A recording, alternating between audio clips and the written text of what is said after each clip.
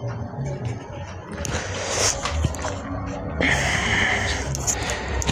हिंद। स्वागत है आप सभी का आपके अपने YouTube channel SD Y science classes में, और मैं हूं दीपक। कैसे आप सभी लोग? उम्मीद करते बढ़िया होंगे और आपकी पढ़ाई अच्छी खासी चल रही होगी।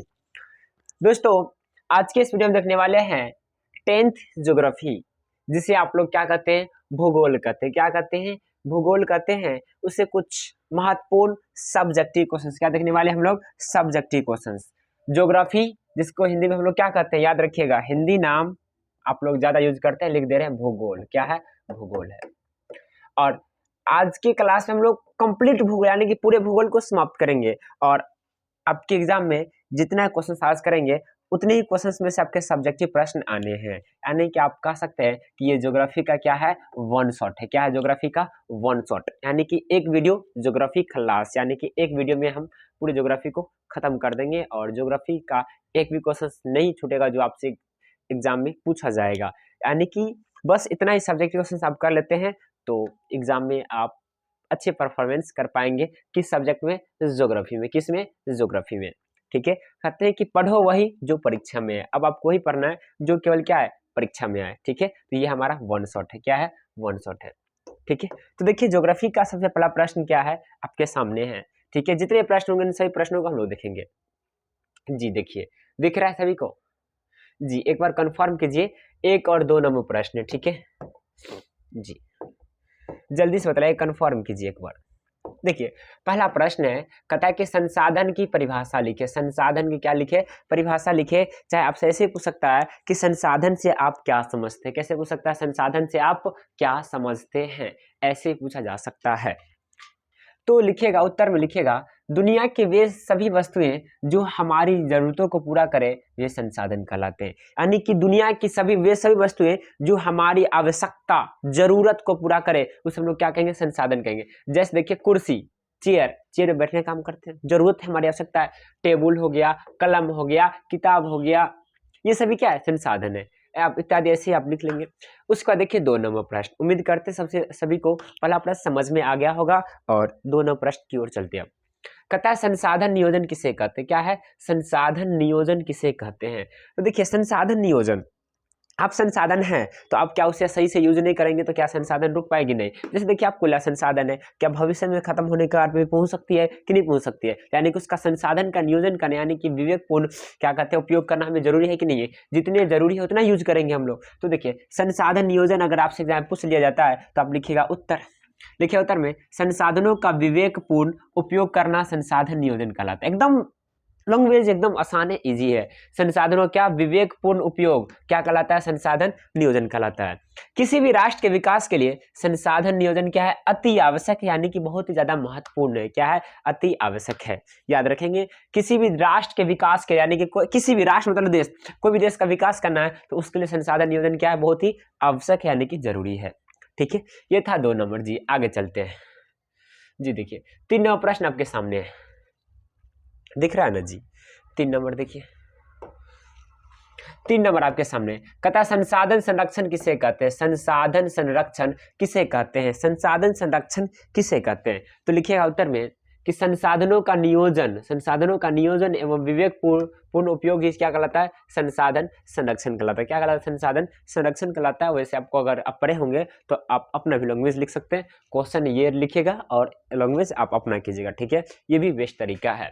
लेकिन जो क्वेश्चन आज कराए उनसे प्रश्नों को आप लोग जरूर कर लीजिएगा। कहता है, डाकुओं की अर्थव्यवस्था किसे कहते हैं? डाकुओं की अर्थव्यवस्था किसे कहते हैं? तो उत्तर में लिखिएगा, मानव एवं तकनीकी रचनात्मक दोहन। मानव एवं तकनीकी यानी टेक्नीशियन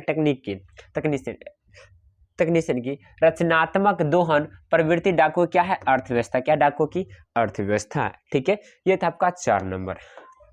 देखिए, 4 के बाद क्या आएगा? 5। देखिए, 5 नंबर प्रश्न क्या कह रहा है? कह रहा है, सतत विकास क्या है? सतत विकास क्या है? और याद रखिएगा, ये आपकी इस एग्जाम के लिए 2024 के लिए बहुत ही ज्यादा VVI है। ये सतत विकास क्या है? सतत विकास क्या? वैसे सभी VVI क्वेश्चन है, लेकिन ये आप इसे ज्यादा थोड़ा अच्छे से देख लीजिए। वैसे जितने प्रश्न आज करा रहे सभी VVI है। ठीक है, इतना ही आपको ज्योग्राफी में करना है। अगर एक लाइन में क्या है तो इतना ही प्रश्न अब की बार आपको करना है भूगोल में। लिखिए उत्तर कि सतत विकास उस विकास को कहते हैं जिसमें पर्यावरण को बिना नुकसान पहुंचाए भविष्य को, एक मिनट रुक जाइएगा जी, कहता है सतत विकास किसे कहते हैं, तो उत्तर में लिखिएगा सतत विकास उस विकास को कहते हैं जिसमें पर्यावरण को बिना नुकसान पहुंचाए भविष्य को मद्देनजर रखते हुए वर्तमान में विकास किया जाता है। इस विकास में विकास किया जाता है, सतत विकास कहलाता है। यानी कि सतत विकास हम उन लोग उस विकास को कहेंगे जिसमें पर्यावरण को कोई नुकसान नहीं पहुंचाना है, साथ ही साथ भविष्य को भी मद्देनजर रखना है। ऐसा नहीं कि अभी काम करें भविष्य में समाप्त हो जाएगी, ऐसा नहीं, भविष्य फ्यूचर को भी नजर रखते हुए, मद्देनजर रखते हुए, यानी ख्याल रखते हुए हम लोग जो विकास करते हैं उसी को हम लोग क्या कहते हैं, सतत विकास कहते हैं। इस विकास में वर्तमान के साथ साथ भविष्य का भी सुरक्षित रहता है। यानी कि सतत विकास में अभी तो है क्या है, सुरक्षित है, लेकिन भविष्य जो आने वाला जो है वो भी क्या रहता है, सुरक्षित रहता है। ठीक है, चलिए 6 नंबर कहता है कि मृदा किसे कहते हैं, मृदा किसे कहते हैं। अगर आपसे पूछ लिया जाए मृदा किसे कहते हैं, चाहे मृदा कितने प्रकार के होते हैं, मृदा कितने प्रकार के होते हैं, ठीक है, आप कमेंट बॉक्स में करके बतलाएंगे मृदा कितने प्रकार के होते हैं। ये आपके लिए होमवर्क हो गया, आप कमेंट बॉक्स में करके बतलाएंगे। ठीक है, चलिए तो आंसर में लिखिएगा, उत्तर में लिखिएगा संगठित पदार्थों से निर्मित पृथ्वी की ऊपरी परत को क्या कहते हैं, मृदा कहते हैं। क्या कहते हैं, संगठित पदार्थों से निर्मित पृथ्वी की ऊपरी परत को क्या कहते हैं हम लोग, मृदा कहते हैं। क्या कहते हैं, मृदा कहते हैं। ठीक है, चलिए आगे चलते हैं। और देखिए आपको होमवर्क में दिए थे और ये क्वेश्चन आ भी गया। मृदा अच्छे तो हो गया, भारत में पाए जाने वाले मृदा के नाम लिखिए। तो अभी आपको बोला था कि SW, तो आपका अगला क्वेश्चन सी है, याद रखिएगा भारत में मुख्यतः कितने प्रकार की मृदा पाई जाती है, 6 प्रकार की। कितने प्रकार के, 6 प्रकार की मृदा पाई जाती है, जिनमें से पहला है जलोढ़ मिट्टी। कितने, क्या है, जलोढ़ मृदा। दूसरा है काली मृदा, दूसरा लाल एवं पीली मृदा, चौथा है मृदा मरुस्थलीय मृदा, और पांचवा है पर्वतीय मृदा, और छठा है लेटेराइट मृदा। क्या है, लेटेराइट मृदा। आप बताएंगे कपास की खेती के लिए, कपास की खेती के लिए कौन सी मृदा सबसे उपयुक्त मानी जाती है, कमेंट बॉक्स में करके आप कमेंट बतलाएंगे कपास की खेती के लिए सबसे उपयुक्त मृदा कौन सी है। ठीक है, चलिए उसके बाद देखिए 7 था। अब देखिए 8 कहता है कि मृदा की परिभाषा एवं इसकी प्रकार लिखिए। अब देखिए एक साथ पूछ दिया, तो उत्तर में लिखिएगा नदियों के एवं वर्षा जल के द्वारा बहा कर लाई गई मृदा को जलोढ़ मृदा कहते हैं। और यहाँ पे मिस्टेक है क्वेश्चन में आप, ठीक है, जलोढ़ मृदा। ठीक है, प्रश्न ये है कि जलोढ़ मृदा की परिभाषा और इसके प्रकार, यानी कि जलोढ़ मृदा किसे कहते हैं और ये कितने प्रकार के होते हैं। तो याद रखिएगा, उत्तर में लिखिएगा नदियों के एवं वर्षा जल के द्वारा बहा कर लाई गई मृदा क्या कहते हैं, मृदा क्या कहते हैं, जलोढ़ मृदा कहते हैं। यानी कि जो नदी बहा के लाती है, चाहे वर्षा जल जो होती है ना, वर्षा जो होती है ना, उससे जो मृदा बहकर जो आती है ना, उसको लोग क्या कहते हैं, जलोढ़ मृदा कहते हैं। और यह मुख्यतः 2 प्रकार के होते हैं, पुरानी जलोढ़ मृदा, और पुरानी जलोढ़ मृदा क्या कहते हैं, बांगर कहते हैं, और नया जलोढ़ मृदा क्या कहते हैं, खादर मृदा कहते हैं। याद रखिएगा एग्जाम डाकते पूछता है कि पुरानी जलोढ़ मृदा को कहा जाता है, पुरानी जलोढ़ मृदा को कहा जाता है, तो याद रखेंगे क्या कहा जाता है, बांगर कहा जाता है। क्या कहा जाता है, बांगर। और अगर आपसे ये पूछ ले पुरानी हो गया ना, तो नई जलोढ़ मृदा को कहा जाता है, नई जलोढ़ मृदा को, तो नई जलोढ़ मृदा को क्या कहते हैं, खादर कहते हैं। क्या कहते हैं, खादर कहते हैं। याद रखिए ये ऑब्जेक्टिव में पूछ सकता है। ठीक है, ये हो गई जलोढ़ मृदा कितने प्रकार के होते हैं, 2 प्रकार के। ठीक है, जिनमें से पहला क्या, पुरानी, दूसरा नवीन जलोढ़। देखिए पुरानी जलोढ़ मृदा या बांगर मिट्टी इसी को कहते हैं। पुरानी जलोढ़ मृदा में कंकर एवं बजरी की मात्रा क्या होती है, अधिक होती है।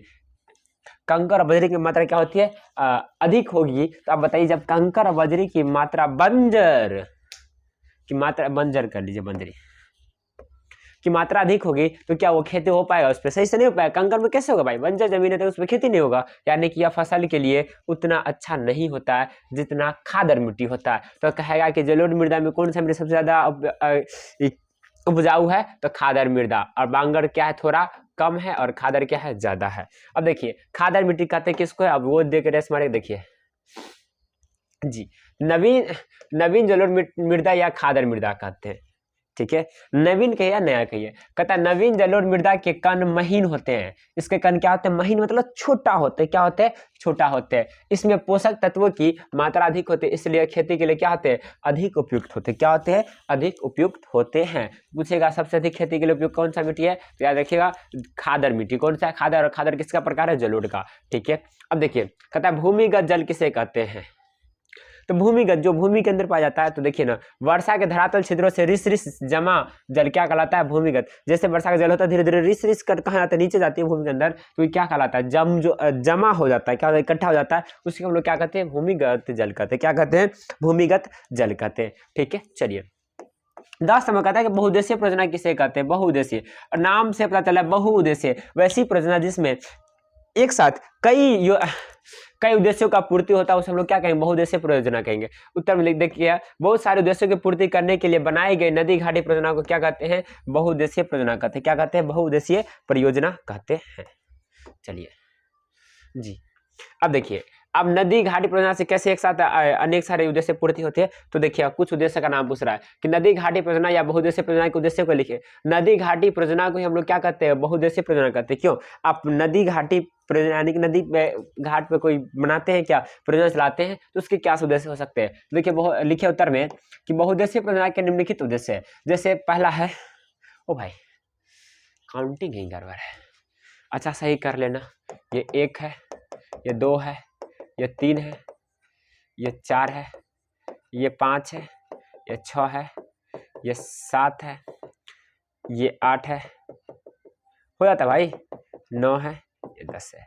तो पहला क्या है? बाढ़ नियंत्रण। क्या है पहला? बाढ़ नियंत्रण। उसका सिंचाई करना, और उसके बाद मत्स्य पालन, मछली पालन, मृदा अपरदन को रोकता है। मृदा पर मिट्टी की कटाव, मृदा पर मतलब मिट्टी की कटाव को क्या करता है? रोकता है। वन्य जीवों का क्या होता है? संरक्षण। बिजली का भी उत्पादन होता है कि नहीं होता है? जी। उद्योग में जल पूर्ति, परिवहन भी होता है, पर्यटन भी होता है, मनोरंजन भी होता है। मनोरंजन होता है कि नहीं होता है? जी होता है। पटना में मेरीन ड्राइव बना है, नहीं बना है भाई। देखो अब अगला क्वेश्चन 12 नंबर कहता है नर्मदा बचाओ आंदोलन से आप क्या समझते हैं? नर्मदा बचाओ आंदोलन से आप क्या समझते हैं? नर्मदा बचाओ आंदोलन से आप क्या समझते हैं? तो लिखिएगा उत्तर। क्या लिखिएगा? उत्तर लिखिएगा कि नर्मदा बचाओ आंदोलन एक गैर सरकारी संगठन है। क्या है? एक गैर यानी कि सरकारी नहीं है, गैर सरकारी है, यानी सरकार का संगठन, ऑर्गेनाइजेशन नहीं है, गवर्नमेंट ऑर्गेनाइजेशन नहीं है। क्या है? नॉन गवर्नमेंट, यानी कि ये सरकार का नहीं है, गैर है। कहता जो स्थानीय लोगों, किसानों, पर्यावरण, मानवाधिकार कार्यक्रमों क्या कहते हैं? गुजरात के नर्मदा नदी पर सरदार सरोवर बांध के विरोध के लिए क्या करता है? प्रेरित करता है। क्या करता है? प्रेरित करता है। ठीक है, क्या करता है? प्रेरित करता है। प्रेरित करता है। अब देखिए अगला है 13 है कि जल संकट क्या है? जल संकट, तो नाम से पता चल रहा है जल संकट। जल संकट मतलब जल की कमी होगा, तो उत्तर में लिखिएगा जल की कमी या अनुपलब्धता को क्या कहते हैं? जल संकट कहते हैं। क्या कहते हैं? जल संकट कहते हैं। ठीक है, चलिए आगे चलते हैं और अगला प्रश्न देखिएगा आपके सामने 13 के बाद क्या आएगा? 14 नंबर। जी 14 देखिए 14 है, कहता है कि बिहार में नदी घाटी परियोजना के नाम लिखे। बिहार में नदी घाटी परियोजना क्या पूछ रहा है? आपको नाम लिखने के लिए बोल रहा है, तो बताइए क्या सब लिखिएगा? बिहार में नदी घाटी परियोजना के नाम लिखे। क्या करना है? बिहार में नदी घाटी परियोजना के नाम लिखे, तो लिखेगा आंसर। क्या लिखेगा? आंसर। 1 मिनट रुक जाइएगा।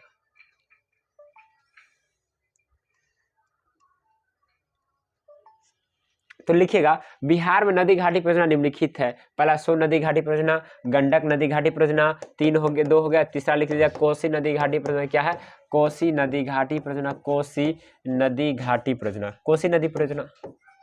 कोसी नदी परियोजना ये है बिहार के 3 नदी परियोजना, नदी घाटी परियोजना। ठीक है, उम्मीद करते समझ गए होंगे। और 14 नंबर अब आता है 15। क्या आता है? 15 देखिए कहता है जल संसाधन क्या है, इसके क्या उपयोग है? जल संसाधन क्या है और इसके उपयोग, तो आप तो सभी लोग जानते हैं जल संसाधन और इसके उपयोग। तो जल संसाधन के निम्नलिखित उपयोग है। जल संसाधन के निम्नलिखित उपयोग है। पहला है पेयजल या पीने के रूप में। पेयजल यानी कि पीने के रूप में हम लोग क्या करते हैं? जल का उपयोग करते हैं। उसके बाद कपड़े और बर्तन धोने में नहीं करते, करते उसके बाद खेतों में सिंचाई करने में, उसके बाद मत्स्य पालन में, विद्युत उत्पादन में और अनेक सारे हैं, तो आप लिख दीजिएगा। लेकिन आपको कम से कम 5 आप उपयोग लिख देंगे तो आपको नंबर पूरा मिल जाएगा। ठीक है, चलिए वैसे 2 नंबर में पूछता, लघु उत्तरीय में पूछता है। चलिए देखिए 16 कहता है कि अंतर्राष्ट्रीय जल विवाद का कारण क्या है। अंतर्राष्ट्रीय क्या है, अंतर्राष्ट्रीय जल विवाद का कारण क्या है। अंतर्राष्ट्रीय जल विवाद का कारण पूछ रहा है कि अंतर्राष्ट्रीय जल विवाद का कारण क्या है। तो देखिए अंतर्राष्ट्रीय मतलब क्या, एक दो देशों के बीच में क्या होता है, जल के विवाद होते हैं। यानी कि मान लो कि ये नदी जा रही है, क्या है, ये नदी जा रही है, ठीक है। इधर मान लेते हैं कि एक स्टेट राज्य है, इधर एक राज्य है और इधर एक राज्य है। तो ये जो राज्य है ना, तो दोनों का इस नदी पे जो अधिकार होगा ना, याद रखना कि बाइलिंगुअल होगा, आधा आधा होगा। तो कभी कभी कहेगा ना ये राज्य कहेगा यहाँ तक के चला आएगा, करना कभी कहेगा यहाँ तक के चला आएगा। तो ये क्या होता है, झगड़ा, यानी विवाद में होता है क्या, झगड़ा हो जाता है। तो देखिए तो वही आपसे पूछ रहा है।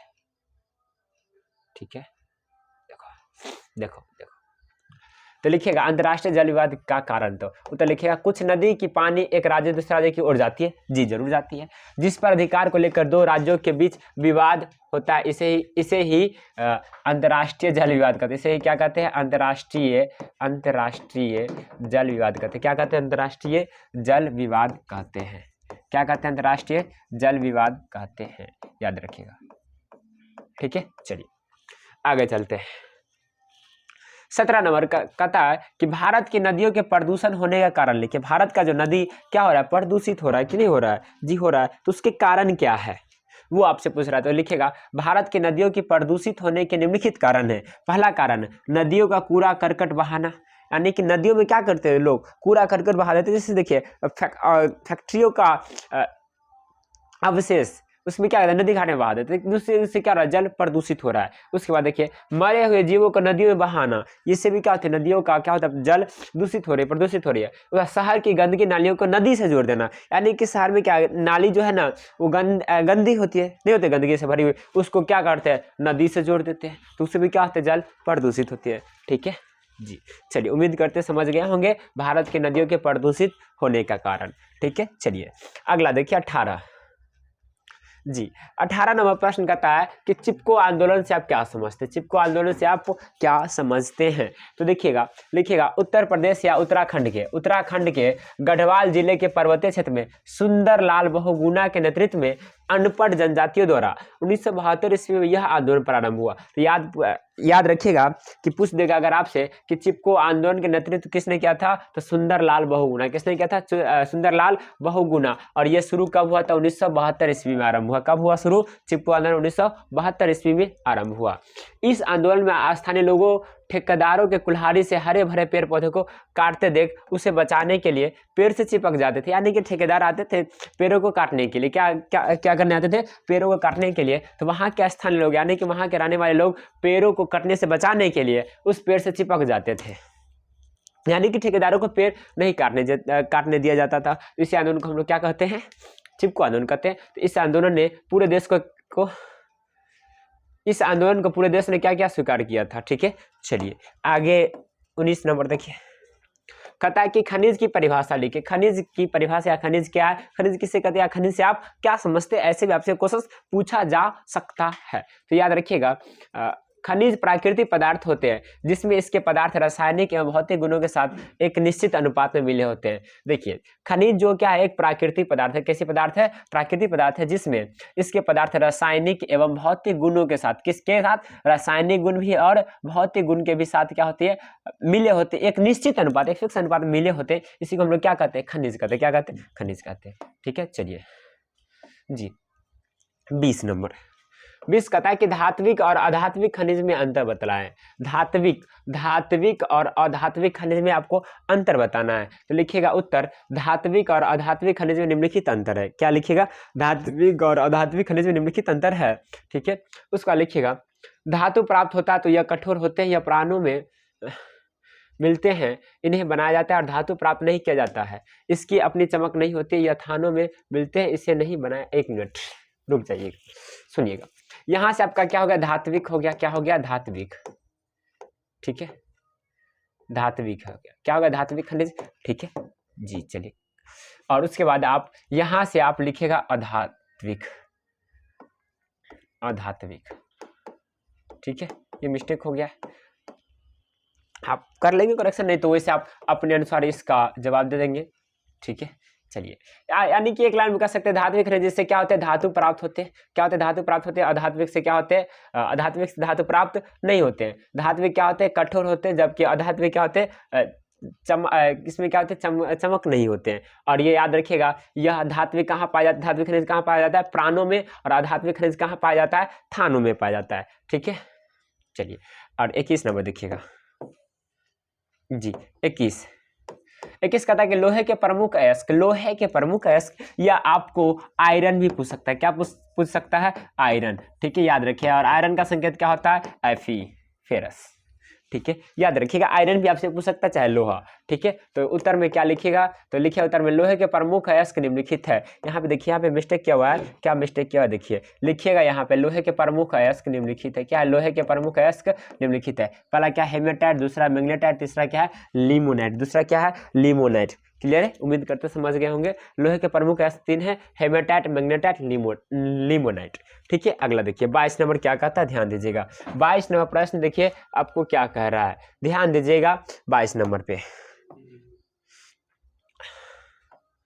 जी। 22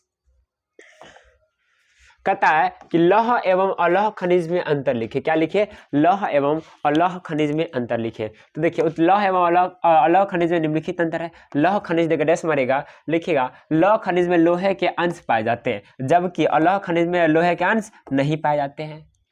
वे लौह खनिज पाए जाते हैं, जैसे लोहा, निकेल, क्या है ये, निकेल है, ठीक है, निकेल, टंगस्टन, अयस्क में न या भूलमत मेला में आदि रंग का होता है, सूबेदार चट्टान में पाए जाते हैं। और इसका अगर बात करें लौह का, तो सोना, सीसा, अभ्रक इत्यादि अनेक रंगों के होते हैं। क्या होते हैं, अनेक रंगों के होते। याद रखिएगा, लोहा, निकेल, टंगस्टन जो है ना, ये अनेक रंग के नहीं होते, लेकिन ये अगर बात करें अलौह खनिज, सोना, सीसा, अभ्रक जो होते हैं अनेक रंगों के होते हैं, और ये सभी प्रकार के चट्टानों में पाए जाते हैं। और ये किससे पाए जाते हैं, सूबेदार चट्टानों में। किससे पाए जाते हैं, सूबेदार चट्टानों में जी। चलिए 22 था ना, हाँ चलिए 23 कहता है कि बॉक्साइट किसे कहते हैं, बॉक्साइट किसे कहते हैं, बॉक्साइट किसे कहते हैं। तो लिखिए उत्तर कि यह एल्युमिनियम का एक प्रमुख अयस्क है। बॉक्साइट जो है किसका अयस्क है, एल्युमिनियम का। आपसे पूछ देगा एग्जाम में कि एल्युमिनियम का अयस्क है, तो ऑप्शन देगा आपको, तो वहाँ पे आप ध्यान दीजिएगा। चाहे आपसे ऐसे भी आपसे पूछ सकता है कि बॉक्साइट किसका अयस्क है, ये दोनों तरह से पूछा जा सकता है, इसलिए आप याद रखिएगा। और इसका प्रयोग विद्युत उपकरणों में, बर्तन बनाने में, सफेद सीमेंट में तथा रासायनिक वस्तु बनाने में किया जाता है। किसका, बॉक्साइट का। किसका, बॉक्साइट का जी। देखिए 23 था, ये आपका क्या है, 24 है। क्या ये 24 से टाइपिंग मिस्टेक हो गया, और ये क्या आएगा, 25 आएगा। इसका थोड़ा कहता है रेशेदार फसल किसे कहते हैं। क्या है, रेशेदार फसल किसे कहते हैं। लिखिए उत्तर, यह 4 प्रकार के कपास, जूट, सन और प्राकृतिक रेशम को क्या कहते हैं, रेशेदार फसल कहते हैं। 4 प्रकार के कपास,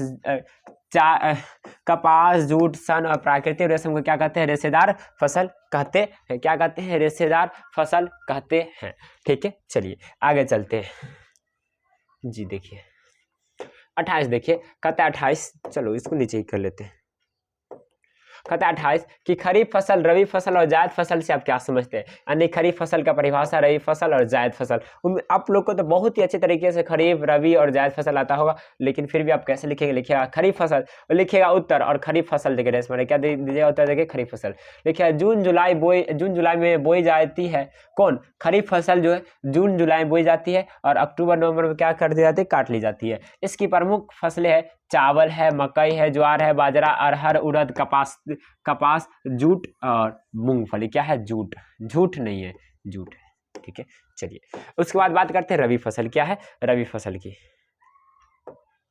तो देखिए रबी फसल देखिए डैश मारिएगा, लिखिएगा यह फसल अक्टूबर नवंबर में बोई जाती है, और मार्च अप्रैल में क्या की जाती है, काट ली जाती है। जैसे अभी जो बुआई जो हो रही है वो कौन सा फसल, रबी फसल। कौन सा फसल हो रही है, रबी फसल हो रही है। कब, अक्टूबर नवंबर में बुआई हो रहा है ना, बुआई हुआ है ना, और कब काटा जाएगा, मार्च अप्रैल में काट ली जाएगी। यह शीत ऋतु में बोई जाती है। शीत ऋतु, अभी कौन सा ऋतु, शीत ऋतु है ना, एकदम कम्फर्ट में ढुके हुए, एकदम क्लास देख रहे, लेक्चर देख रहे और पढ़ाई कर रहे एकदम मज़े से ना, और एग्जाम की तैयारी कर रहे हैं अच्छे से। और इनकी जो प्रमुख फसल की बात करें तो गेहूं है, जौ है, चना है, मटर है, चीनी है, सरसों है इत्यादि, ये सभी क्या है, रबी फसल है। क्या है, रबी फसल। अगर बात करें जायद की, किसकी बात करें, जायद की, तो जायद फसल जो है मार्च अप्रैल में बोई जाती है और मई जून तक क्या कर ली जाती है, काट ली जाती है। और यह ग्रीष्म काल की फसल है। ग्रीष्म काल मतलब गर्मी का, ठीक है। इनकी प्रमुख सब्जी है, ककड़ी है, कद्दू, खीरा, खरबूज, तरबूज, धान, मकई, मूंग, उड़द, ये सब क्या है, जायद फसल है। क्या है, ये जायद फसल है।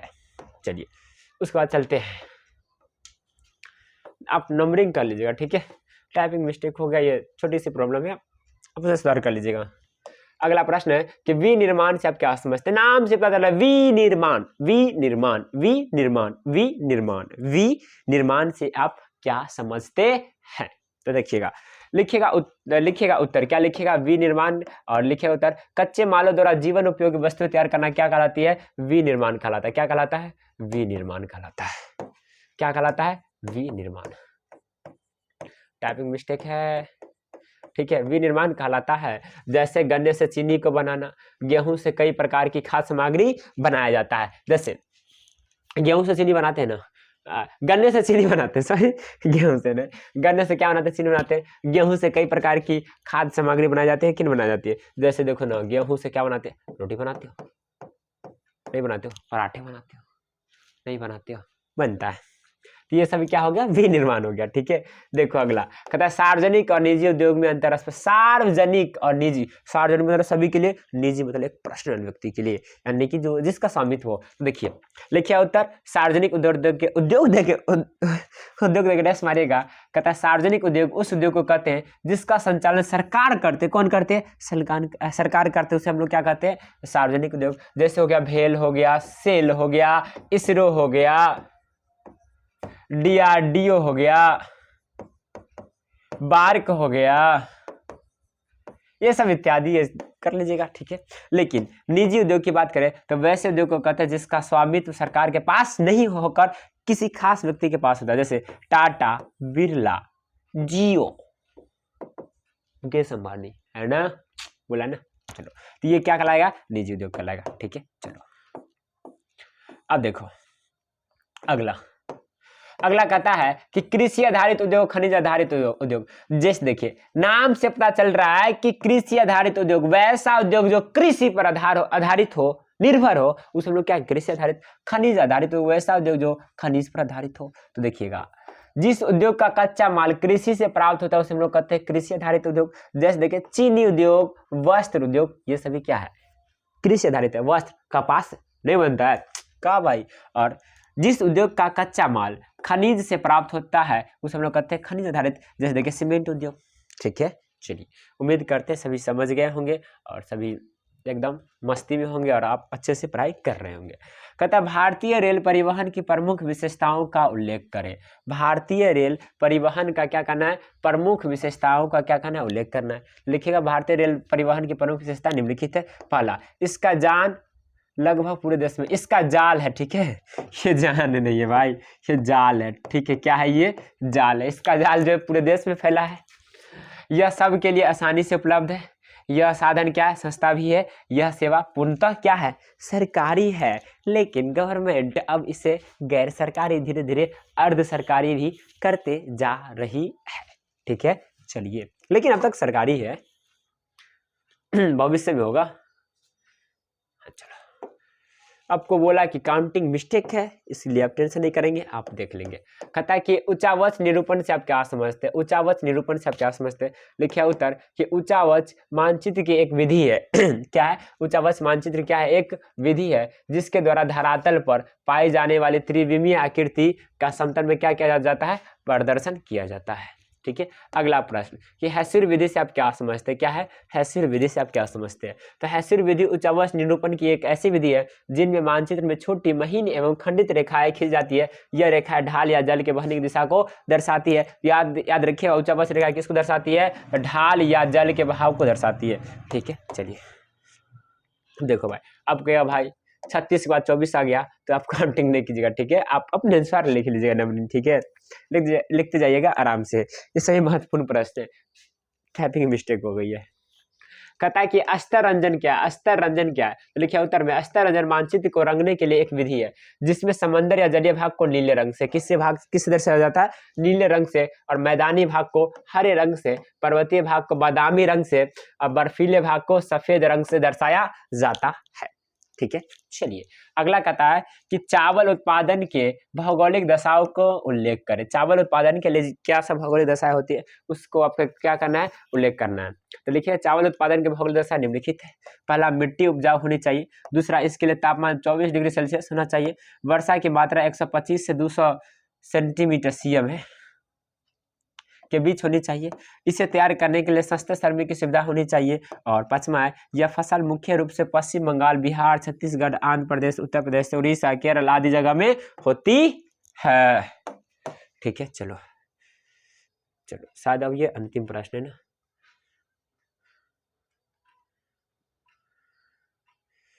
चलो जी, देखिए अगला है कि गेहूं उत्पादन के भौगोलिक दशाओं को लिखेंगे। उत्पादन के भौगोलिक दशा निम्नलिखित है।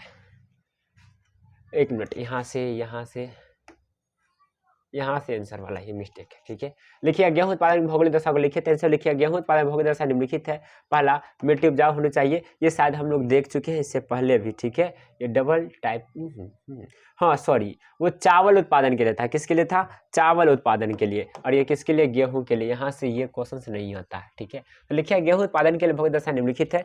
जैसे पहला, मिट्टी उपजाऊ होनी चाहिए। तापमान 15 से 20 डिग्री सेल्सियस के बीच होना चाहिए। वर्षा की मात्रा 50 सेंटीमीटर से 70 सेंटीमीटर होना चाहिए। इसे तैयार करने के लिए सस्ते श्रमिक की आवश्यकता होना चाहिए। गेहूं उत्पादन मुख्य रूप से पंजाब, हरियाणा, उत्तर प्रदेश, बिहार, पश्चिम बंगाल, मध्य प्रदेश में होता है। इसी से रिलेटेड आपसे पूछ सकता है कि चावल का हमने बतला दिया, किसका बतला दिया? चावल का बतला दिया।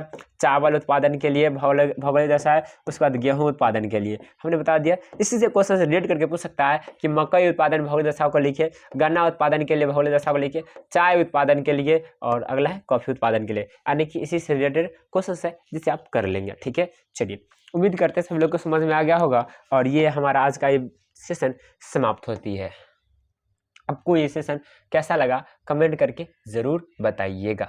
ठीक है, तो आज के क्लास को हम लोग यहीं पे विराम देते हैं। और यहाँ पे आपका क्या होता है? ज्योग्राफी समाप्त हो जाती है। क्या हो जाती है? ज्योग्राफी समाप्त हो जाती है। यानी कि जितने प्रश्न हमने आज किया उनसे प्रश्नों को आप अच्छे तरीके से कर लेते हैं तो आपसे एग्जाम में, कहाँ एग्जाम में, एक भी प्रश्न नहीं छूटेगा, इतना कन्फर्म है। इसलिए इतना प्रश्न को आप कर लेंगे। ये था हमारा वन शॉट। क्या था? One shot. ये वीडियो आपको कैसा लगा कमेंट करके ज़रूर बताइएगा। मिलते हैं अगले वीडियो में, तब तक के लिए जय हिंद, जय भारत।